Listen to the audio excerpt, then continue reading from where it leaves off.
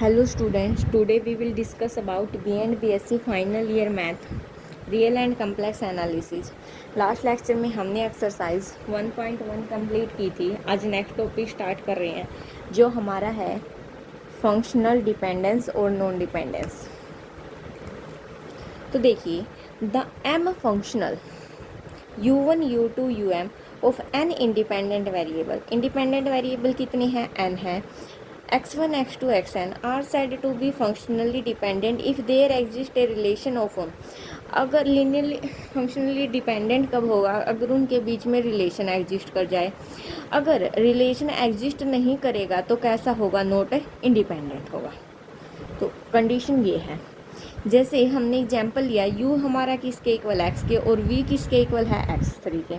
तो हम x की वैल्यू u पुट कर सकते हैं, तो v किसके इक्वल आ गया? u3 के. तो ये फंक्शन कैसा डिपेंडेंट होगा? क्योंकि यहाँ पर रिलेशन मिल गया कुछ न कुछ. फर्दर यहाँ भी कुछ न कुछ रिलेशन है, तो कैसे होंगे? Functionally dependent. अगर रिलेशन नहीं डिफाइंड हो तो कैसे होंगे? इंडिपेंडेंट.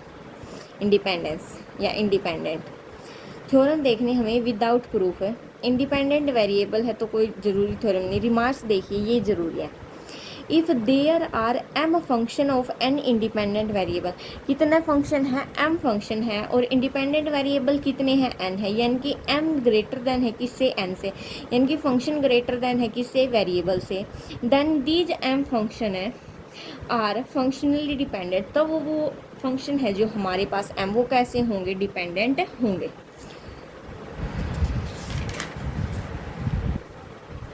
एग्जाम्पल नंबर फर्स्ट देखिए. अब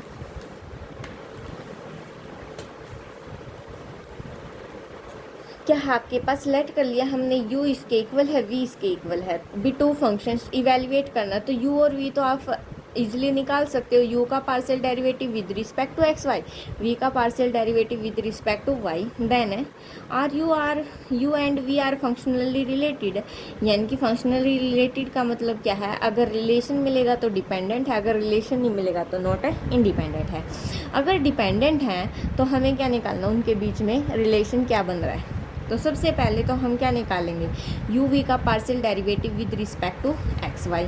पार्शियल डेरिवेटिव आपको करना आता ही है. तो देखिए, ये पार्शियल डेरिवेटिव आ गया. यहाँ से सोल्व किया हमने तो किसके इक्वल आ गया? 0 के. तो कैसे होंगे? डिपेंडेंट होंगे. अब v हमारा किसके इक्वल है? टेंजेंट इनवर्स x और टेंजेंट इनवर्स y के. इसको हम क्या लिख सकते हैं? Tangent inverse. देखो, tangent inverse x plus y 1 minus x y लिख सकते हैं. और ये वाली चीज़ हमारी किसके इक्वल है? u के. तो क्या हो गया? टेंजेंट इनवर्स ऑफ u, क्योंकि इसका फॉर्मूला ये होता है हमारे पास. तो रिलेशन क्या हो गया हमारे पास? Between the function u and v exist कर गया रिलेशन. सेम वही है, पार्शियल डेरिवेटिव करना है पिछले एक्सरसाइज की तरह, बस इतनी बार रिलेशन फाइंड आउट करने का एक स्टेप इंक्रीज हो गया. सेकेंड एग्जाम्पल देखिए. So that the function u given है, v गिवन है, w गिवन है. सेम वही क्या दिखाएंगे? Are dependent. पहले तो क्या दिखाएंगे? डिपेंडेंट है. और फिर उनके बीच में क्या निकालेंगे? रिलेशन. तो क्या करेंगे? पार्शियल डेरिवेटिव किया. पार्शियल डेरिवेटिव करके हमने सोल्व कर लिया. सोल्व करने के बाद हमारा क्या आ गया? 0 आ गया. तो क्या हो जाएगा हमारे पास? फंक्शनल कैसे हो जाएंगे? डिपेंडेंट. डिपेंडेंट होने के बाद अब देखो, w हमारा किसके इक्वल है? x वाई माइनस जेड के. इसका होल स्क्वायर कर दे बोथ साइड, तो w स्क्वायर हमारा किसके इक्वल आएगा? x plus Y minus Z का स्क्वायर का. इसका फॉर्मूला खोल दिया, ये हो गया. ये वाली चीज़ हमारी u के इक्वल है, इसमें से 2 कॉमन निकाला और ये वाली चीज़ v के इक्वल है. तो ये हमारे पास क्या आ गया? रिलेशन आ गया. एग्जाम्पल नंबर थर्ड भी ऐसे ही है, इसमें भी रिलेशन निकाल देंगे. फोर्थ देखिए. प्रूव दैट u किसके इक्वल? इसके. v इसके इक्वल है. एक्सरसाइज में मिलेगा सेम क्वेश्चन एक ऐसा आर नॉट फंक्शनली डिपेंडेंट. अब की बार उसने क्या बोला है? Not dependent.